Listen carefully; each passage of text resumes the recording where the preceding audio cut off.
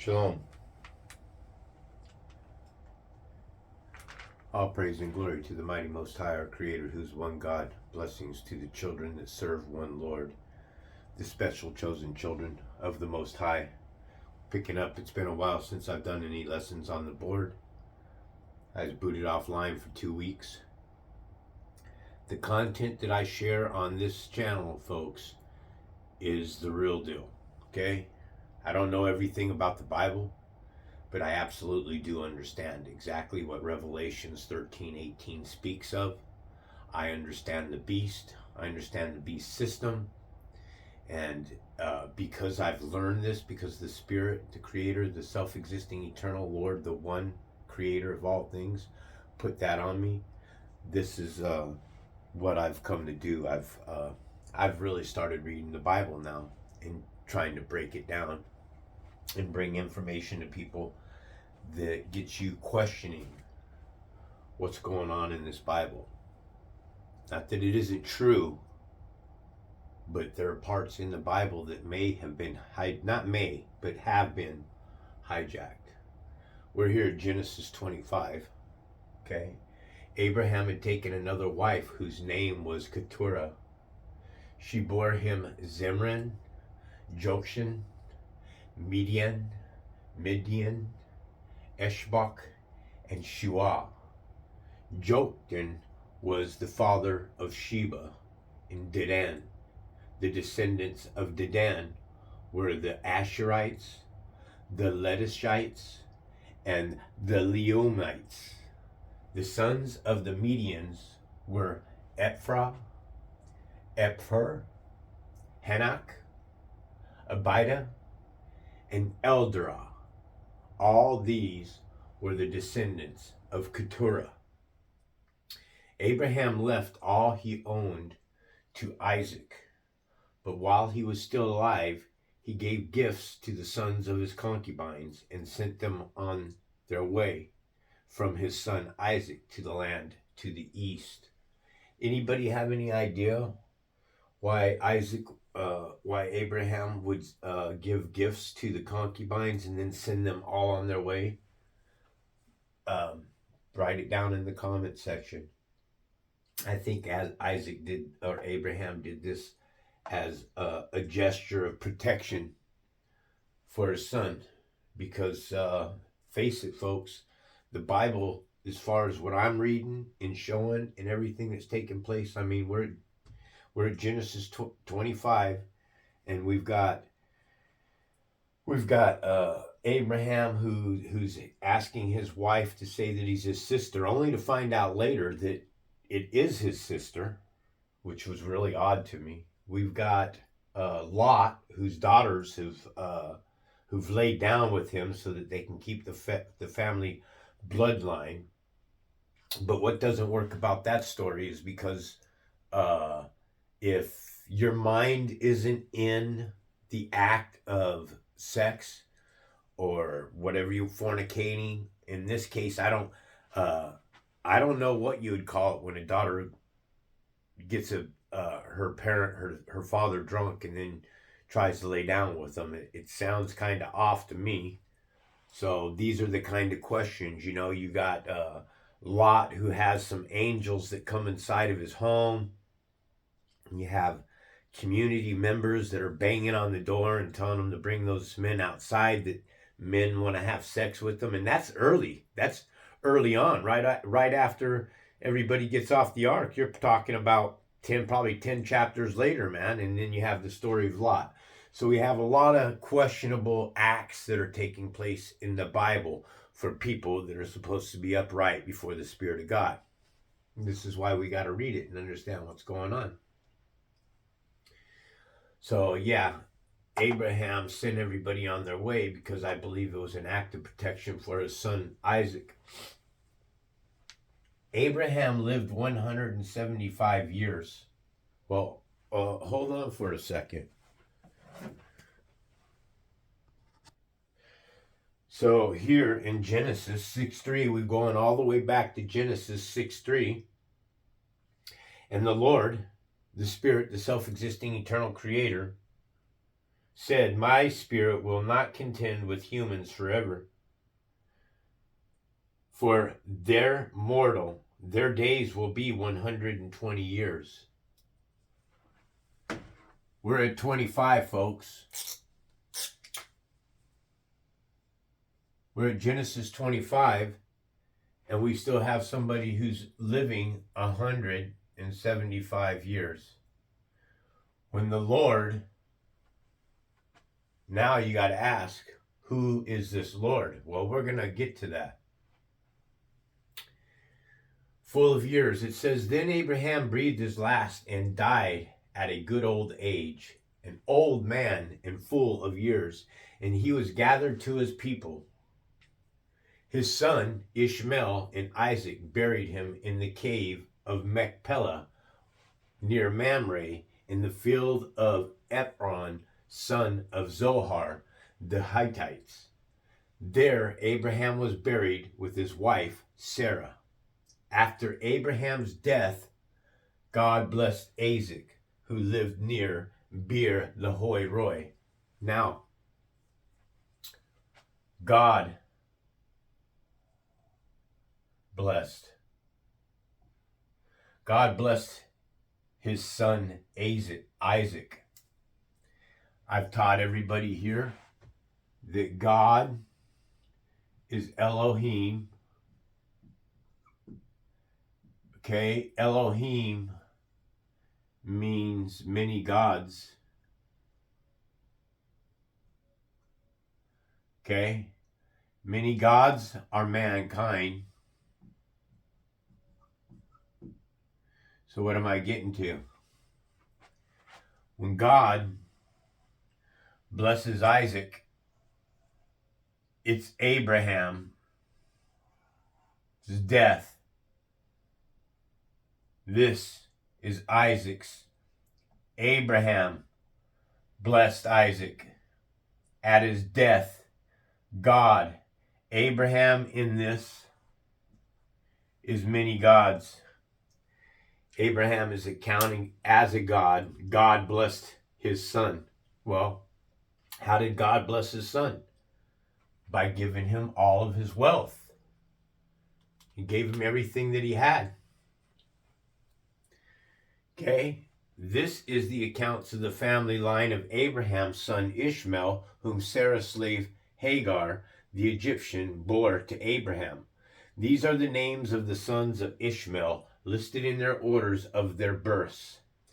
Nebaioth, the firstborn of Ishmael, Kedar, Abiel, Mibsam, Mishma, Duma, Massa, Hadad, Timah, Jetur, Nephish, and Kedemah. Now, notice, here we got, what do we got? We have 1, 2, 3, 4, 5, 6, 7, 8, 9, 10, 11 children. That's probably would be a high end to the children, because if you backtrack and you look at the children's who are being born to Abraham and Isaac and all these other children of God, because remember, these are supposed to be all children of God that have come off of the ark. Why do we have so much discord that's going on? So 11 kids is fair. You know, if everybody, I'm saying we got a problem here. Remember that we're at a population today of 7,800,000,000 people, as we're told. And I'm telling you, if you were to take that number of people straight up, you could take every person on the face of this earth and you could stand them elbow to elbow in New Jersey. You understand that? There is no such thing as overpopulation in this world. What there is there's evil parasites telling you that the world is overpopulated. There's evil parasites like Bill Gates, George Soros, Jeff Bezos, Elon Musk, Mark Zuckerberg, and many other billionaires. Andrew Tate. I don't know if he's a billionaire, but he's up there. I'm sure that Joe Rogan's going to make his way up there among those numbers. And I'm telling you straight up that all billionaires, all of them, every fucking one of them, are going into the fire, folks. Most every billionaire or most every millionaire behind them are all going into the fire. It is easier for a camel to pass through the eye of the needle than it is for a rich man to enter the kingdom of heaven. So, Ishmael, he had a lot of sons, 11 of them, a lot of family members, okay? These were the sons of Ishmael, and these are the names of the 12 tribal rulers according to their settlements. Now, we have rulers, okay? According to their settlement and camps, Ishmael lived 137 years. Again, we're at 120 is what the Lord said. So something ain't right here. Something didn't happen. Something didn't occur if people are still living from Genesis 6:3, where it says, my spirit will not contend with men from forever, for your days will be 120. So that's a lie inside of the Bible. That's a lie inside of the Bible. What Lord said that we'd only live 120 years, and we're at chapter 25, and we still have Ishmael and Abraham and Isaac and everybody that are still living well over 120 years. Okay, he breathed his last breath and died. Okay, notice he breathed his last breath and died. Who else did that? Breathed his last breath and died. Jesus. Jesus in Mark 15:37.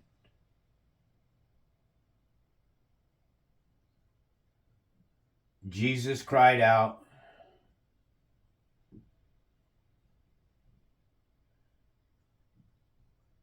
and breathed his last breath.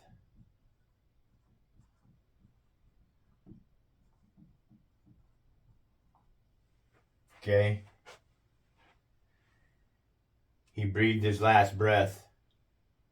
Okay? People are breathing their last breath and they die. Okay?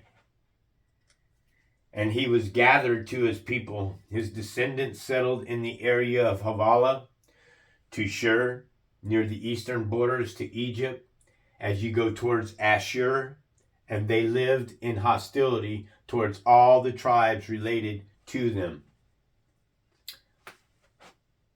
Why?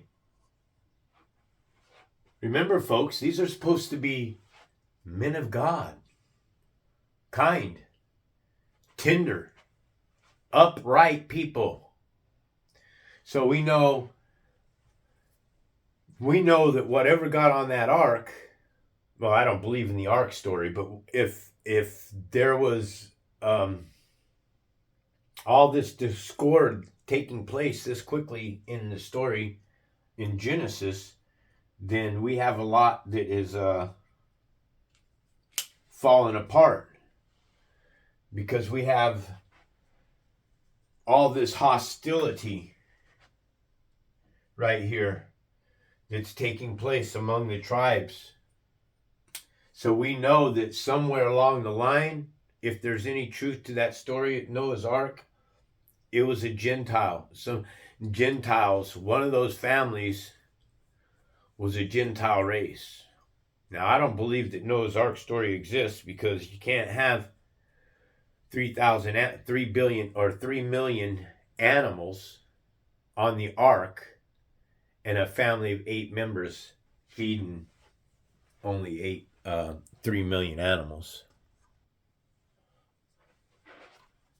Okay, chapter 25, picking up at 19.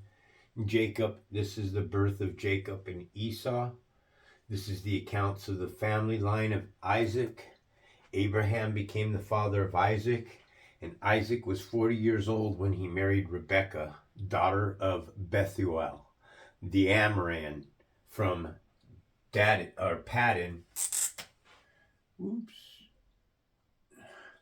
Paddan Aram, and sister of Laban, the Aramean. Isaac prayed to the Lord on behalf of his wife because she was childless. The Lord answered his prayers, and his wife Rebekah became pregnant. The babies jostled each other within her, and she said, "Why is this happening to me?" So she inquired of the Lord. The Lord told her, "Two nations inside your womb and two people from within you will be separated. One people will be stronger than the other, and the older will serve the younger." So when when Isaac prays to the Lord, he's praying to the self-existing, eternal creator. Okay, 3068 is the Strong's Concordance for the Lord. Okay? This is the spirit of God. You're going to start learning here that this isn't about flesh and blood. When God created Adam, the second man, Adam and Eve, and placed them in the garden, you're going to find out, as it says in Colossians 15:45, so it is written, the first man, Adam, became a living being, which is a lie. The last man, Adam, a life-giving spirit. So the second man that was created in Genesis chapter 2, verse 7 is a life-giving spirit.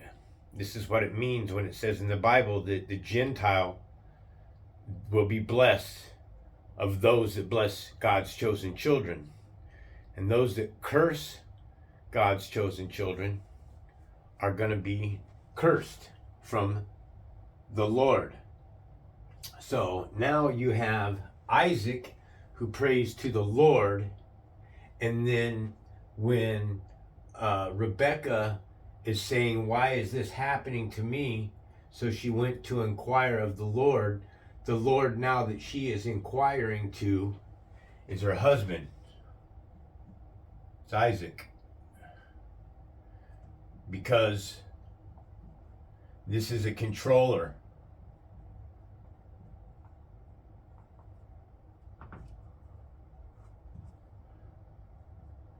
This is a ruler. Remember? Said earlier on the other page there that they have rulers. We got rulers that are going on here. My whole case in all this, my whole point in all of this is that if you are a slave owner, you can't possibly be an upright man to the Creator. He didn't create people to be enslaved by other people. So anytime you're talking about someone who has slaves, you might want to consider the story, the source, who it came from, and whether or not it's true or not. You see? Because these stories are fabrications. So Isaac is a Lord, a lowercase Lord. Okay?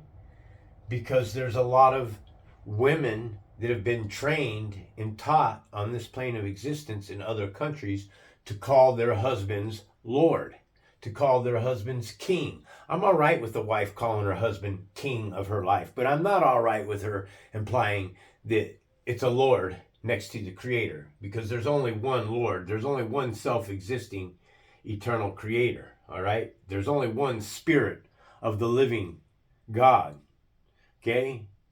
If there's only one God, Satan can't exist.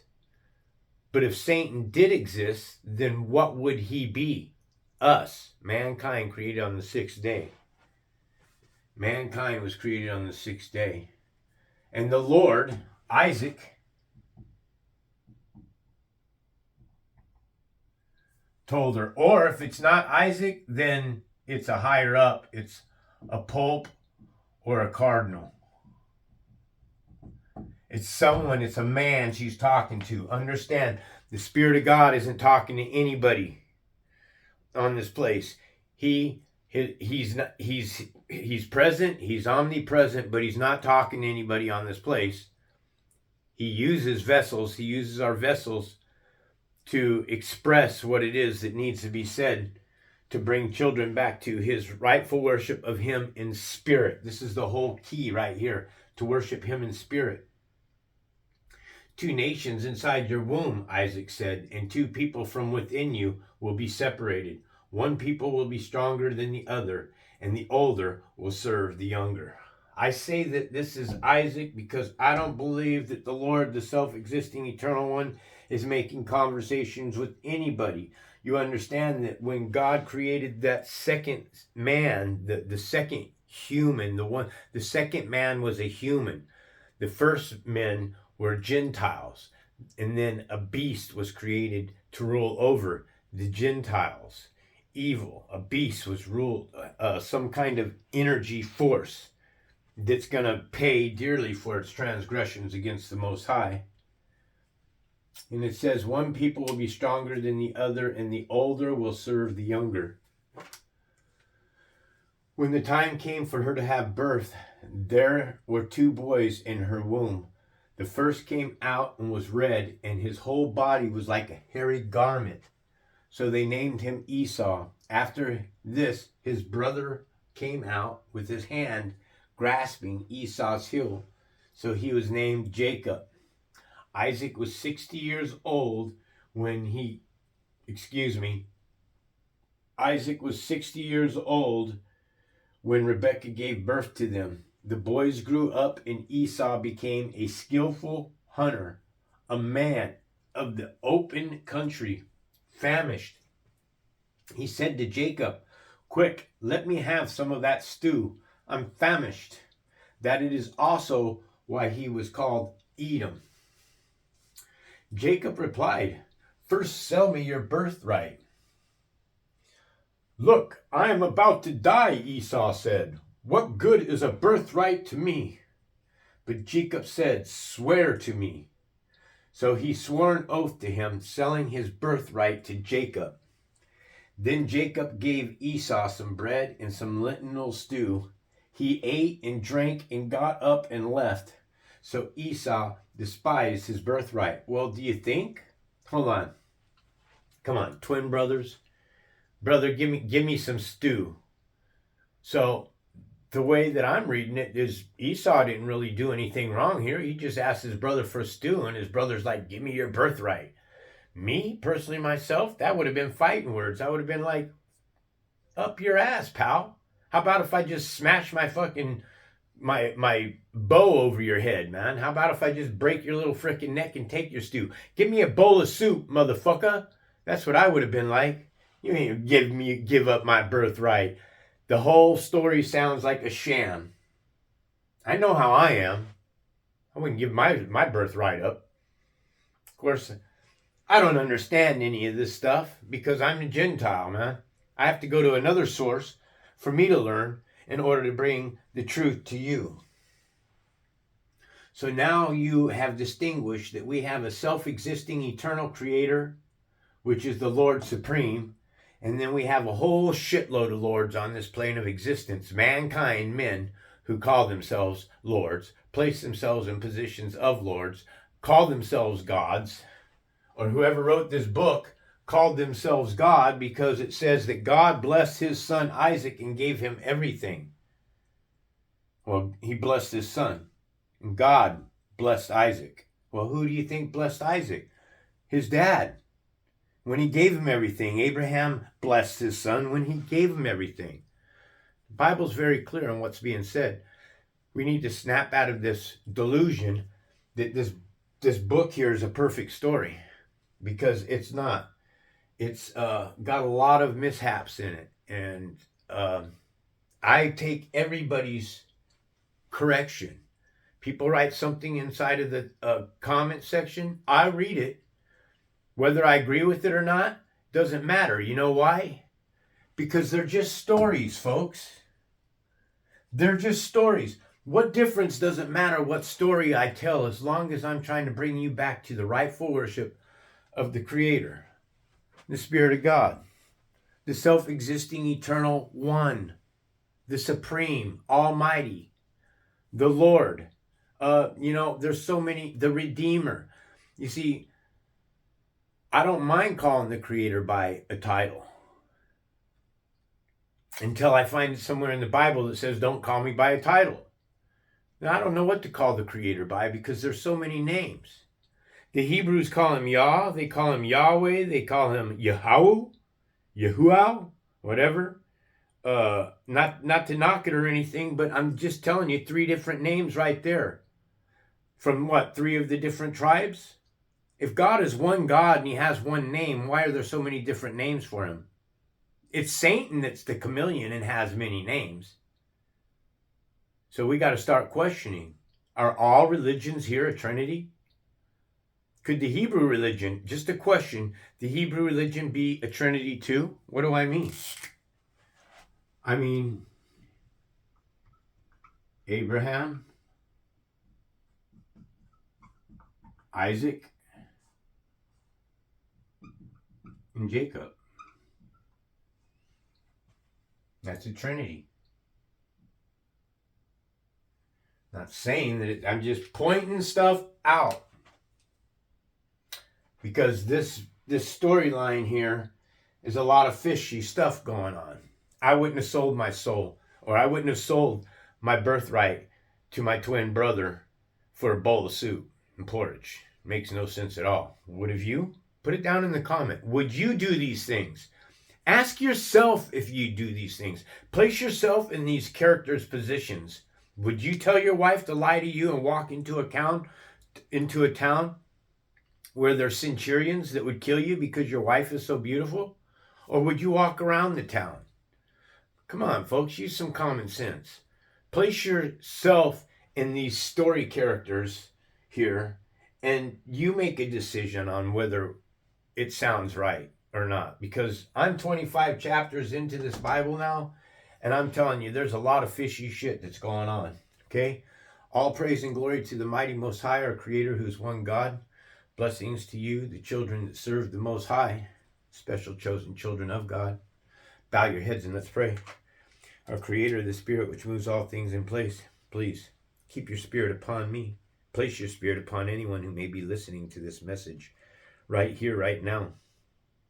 Give them the truth. Remove the scales from their eyes so that they can look into the world and see the sin that it is, this plane of existence, this Passover, this rat hole, this trap that we've fallen into. Please bless us, Lord.